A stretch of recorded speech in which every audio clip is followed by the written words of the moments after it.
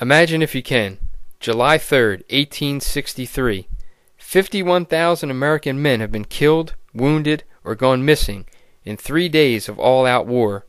The dead now outnumber the living residents of this town, 20 to 1.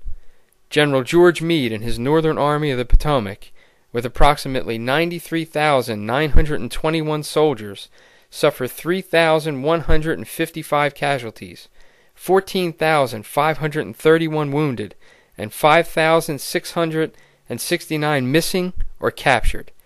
General Robert E. Lee and his Southern Army of Northern Virginia, with approximately 71,699 soldiers, suffer 4,708 casualties, 12,693 wounded, and 5,830 missing or captured.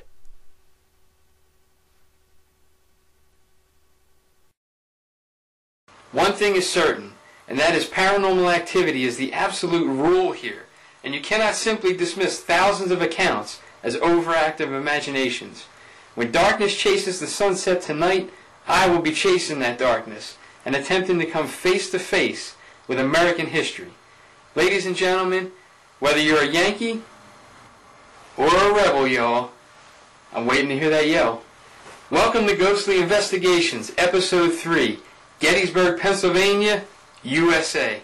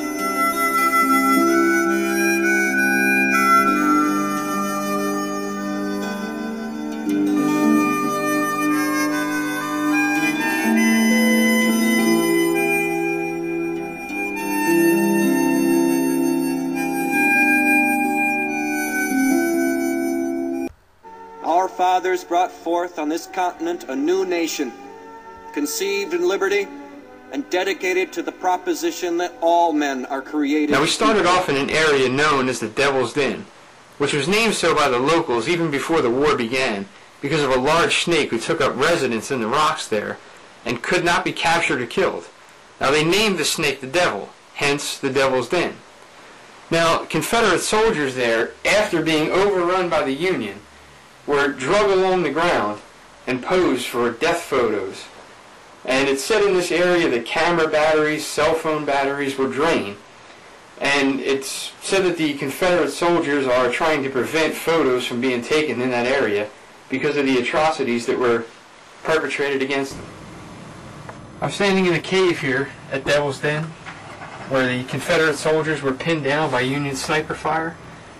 Now, they couldn't climb these rocks, they had to stay down here. But those that dared to climb the rocks here were picked off one by one, and their bodies couldn't be buried. They just fell from the rocks and laid right in these walkways where I'm standing.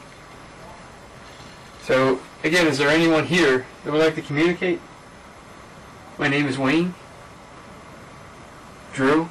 Liz behind him. This is your chance to tell your story, to let the world know what you went through. I mean, I can't imagine it myself. If you just approach this red light that's in my hand and holler as loud as you can, I'll be able to hear you, know that you're here with me. I can't see you, it's dark. I mean, you could be standing right behind me here and I won't see you. And you're welcome to touch me. I mean, I'd ask you not to push me because I can't see where the hell I'm standing. But again, I'm from the north. I know that may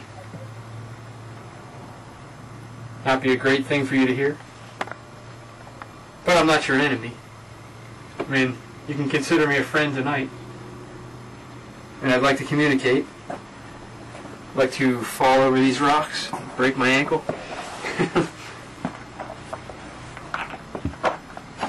there anything you'd like to say to me?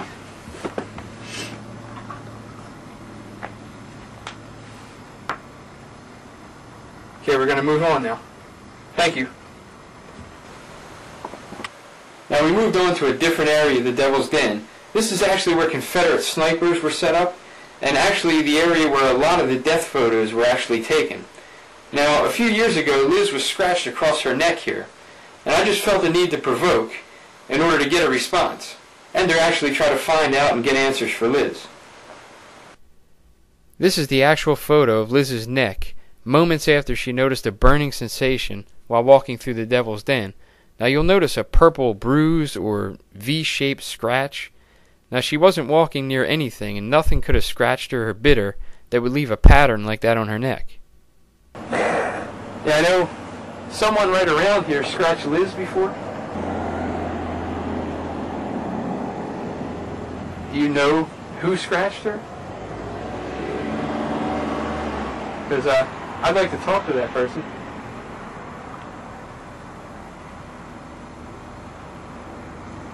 I mean, it's kind of gutless to scratch a woman. I know you're not a woman. It's not very Southern gentlemanly like.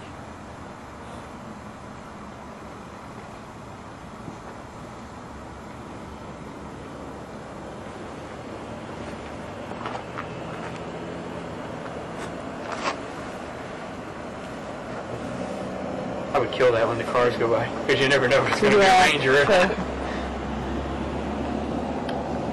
Is that recording now? I don't know. I hope it is. I can't tell where. Yeah, it's recording. Okay. Yeah. Again, is there anyone here? Can you just... That was me turning it back on. Oh, okay. Sorry. Can you just approach this red light and just speak as loud as you can? You can. This is your chance to tell the world your story.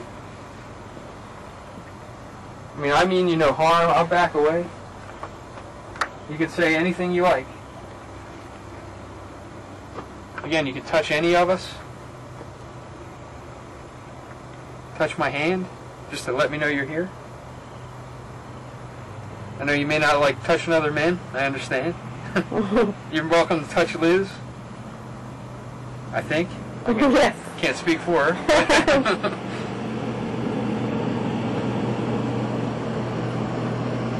These are just cars passing by. You may not know what they are. They can't hurt you. Well, they can hurt you, but they won't hurt you.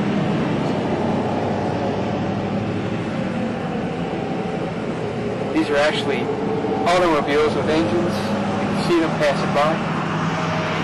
Imagine if you had those during the war. Would have been over pretty quick, huh? Alright, we have to leave soon. And we saw you pass by this device earlier. Again, it can't hurt you. I'm going to grab it just to, again, show you it can't hurt you. I'm passing it over my face. Sounds you're hearing of me walking. Can you walk by this device again? I saw you earlier when I was talking.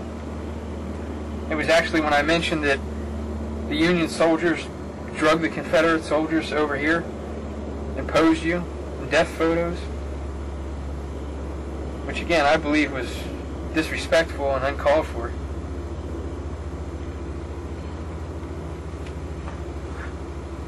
That's me walking. Footsteps. Okay, we're going to have to leave now. You're welcome to follow us through the park. Communicate with us, touch us, walk in front of this device. The lights will light up. They won't hurt you again. My name's Wayne, Liz, Drew. We would just like to talk to you, to hear your story.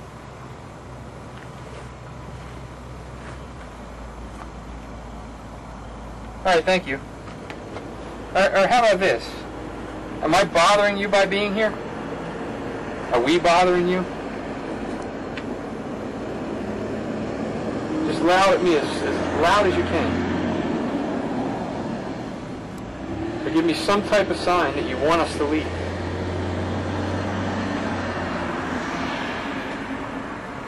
I was would say throw something at me, but considering we're surrounded by rocks, I'm not going to say that. Can you give me any kind of sign that you want us to leave? That we're bothering you? Maybe if I can see a rock. Maybe just slap a rock, make a noise, anything. Just to let us know that you want us to leave. And I promise you we'll leave.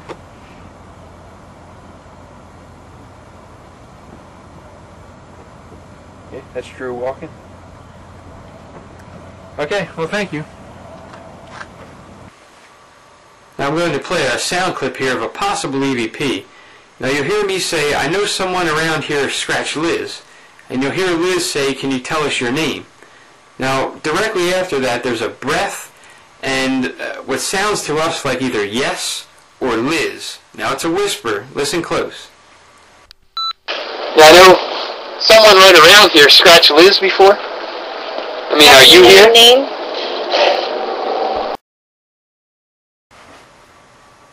Now in this next audio clip is another possible EVP.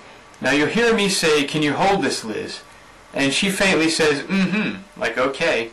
But right after she says, mm-hmm, there's a voice that comes in there that to me sounds like a deep male voice. Now we've confirmed that this isn't Drew. And the best I can make out is maybe it says, enjoy your trip. Now have a listen and let me know what you think. Do you want to hold this, Liz, real quick? Just, I don't know if it's recording. Now in this audio clip is another possible EVP. You'll hear me say, we're going to be here all night. And approximately 6 to 7 seconds later, right near the end of the clip, you'll hear a breathy whisper, which to me sounds like hi. Have a listen. We're going to be here all night.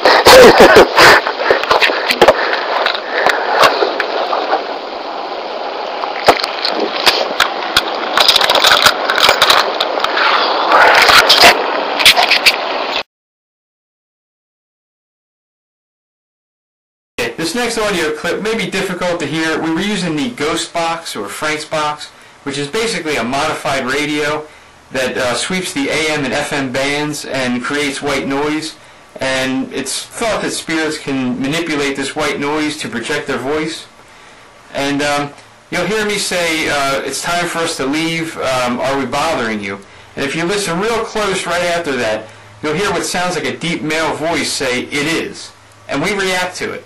Have a listen. We're going to go now. Does that make you happy? Are we bothering you? It is? Yes, Tom, it is. Yeah, it totally did. We're going to go now. Does that make you happy? Are we bothering you? It is? Yes, Tom, it is. Yeah.